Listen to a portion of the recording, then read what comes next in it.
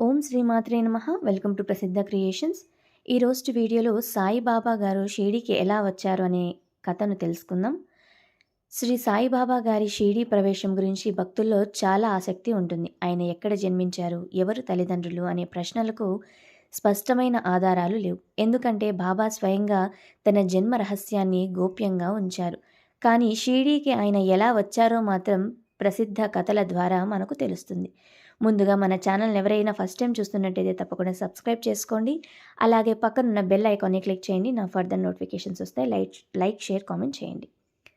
మొదటిసారి షిరిడీకి రావడం సుమారు 1854 ప్రాంతంలో ఒక 16 ఏళ్ల యువ ఫకీర్గా సాయిబాబా మొదటిసారి మహారాష్ట్రలోని చిన్న గ్రామమైన షిరిడీకు వచ్చారు. ఆ సమయంలో ఆయన గ్రామంలోని ఒక వేప చెట్టు కింద ధ్యానం చేస్తూ కనిపించారు. ఆ చెట్టు ఇప్పుడు గురుస్థాన్గా పూజించబడుతుంది. గ్రామస్తులను ఆయనను చూసి ఆశ్చర్యపోయారు. చిన్న వయసులోనే గాఢమైన తపస్సు, మౌనం, తక్కువ ఆహారం తీసుకోవడం చూసి ఆయన సాధారణ మనిషి కాదని భావించారు. కొన్ని సంవత్సరాల తర్వాత బాబా అకస్మాత్తుగా షిరిడీ నుండి వెళ్ళిపోయారు. సుమారు 1858 ప్రాంతంలో ఒక వివాహ బృందంతో కలిసి బాబా మళ్ళీ షిరిడీకి వచ్చారు. ఆ వివాహ బృందం మహారాష్ట్రలోని దూప్ఖేడా గ్రామం నుండి వచ్చింది. ఆ గ్రామానికి చెందిన వ్యక్తి చాంద్ పటేల్. ఒకసారి చాంద్ పటేల్ తన గుర్రాన్ని పోగొట్టుకున్నాడు. అడవిలో వెతుకుతున్నప్పుడు ఒక ఫకీరు కనిపించారు.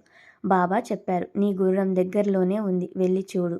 అలానే గుర్రం దొరికింది. చాంద్ పటేల్ ఆశ్చర్యపోయాడు.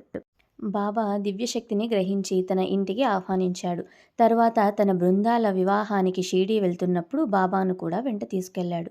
వివాహ బృందం షిరిడీకి చేరుకున్నప్పుడు ఖండోబా ఆలయం వద్ద ఉన్న పూజారి మహల్సాపతి ఆ యువ ఫకీర్ను చూసి ఇలా పలికాడు, ఆవో సాయి. అప్పటి నుండి ఆయనను సాయిబాబా అనే పేరు ఏర్పడింది. షిరిడీలో బాబా ఒక పాడుబడిన మసీదులో నివసించడం ప్రారంభించారు. ఆ మసీదు తర్వాత ద్వారకామాయిగా ప్రసిద్ధి చెందింది.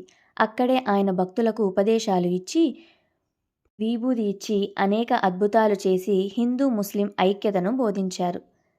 సబ్కా మాలిక్ ఏక్, అందరి దేవుడు ఒక్కడే, శ్రద్ధ, సబూరి, దాన ధర్మాలు, మానవ సేవే మాధవ సేవ, ఇవి బాబా బోధనలు.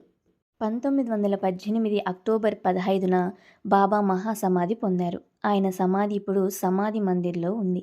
ప్రతి సంవత్సరం లక్షలాది భక్తులు షిరిడీకి వెళ్ళి సాయిబాబాను దర్శించుకుంటారు.